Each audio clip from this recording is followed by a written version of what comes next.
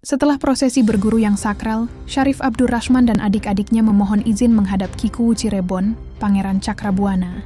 Mereka turun dari gunung menuju pusat pemerintahan desa. Pertemuan pangeran dari Baghdad dan pangeran Cirebon ini berlangsung hangat. Kiku Cirebon, seorang waliullah, menyambut mereka sebagai saudara seiman. Dengan tangan terbuka, Kiku memberikan izin tinggal, menghibahkan wilayah utara keraton sebagai pemukiman rombongan besar tersebut. Di wilayah baru itulah Syarif Abdurrahman mulai membangun kehidupan. Ia tidak duduk diam, melainkan menyebarkan wadyabalanya untuk membuka lahan, babat alas, dan membangun pedukuhan. Disinilah sisi unik sang pangeran terlihat.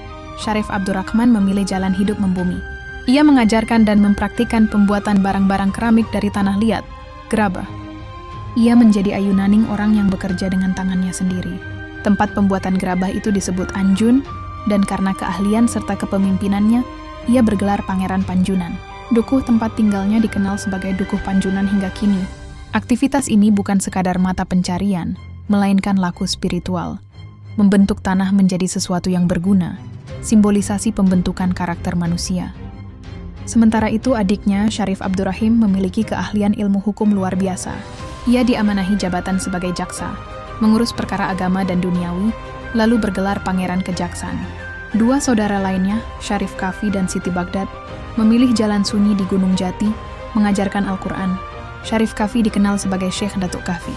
Para pengikut setia dari Baghdad menyebar ke berbagai wilayah Pasundan, membawa peradaban dan keahlian mereka. Salah satu jejak monumental adalah pembangunan masjid di Jepura, membuat para pembesar Jepura tunduk dan masuk Islam.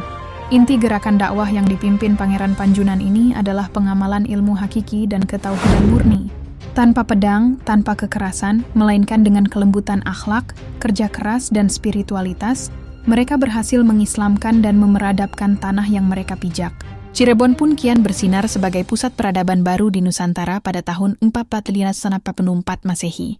Namun, di tengah kedamaian dan pesatnya pembangunan itu, sebuah kekuatan lama dari arah timur mulai mengawasi dengan pandangan penuh selidik dan ancaman tak terduga.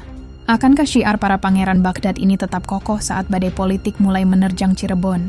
Ikuti terus kisahnya. Disclaimer, kisah di atas adalah sebuah interpretasi ulang, retelling, yang terinspirasi dari buku Babat Tanah Sunda, Babat Cirebon, tulisan P.S. Sulendraningrat, dengan penambahan bumbu imajinasi dan pendalaman karakter.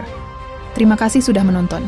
Biasakan like, comment, subscribe untuk mendukung perkembangan channel ini.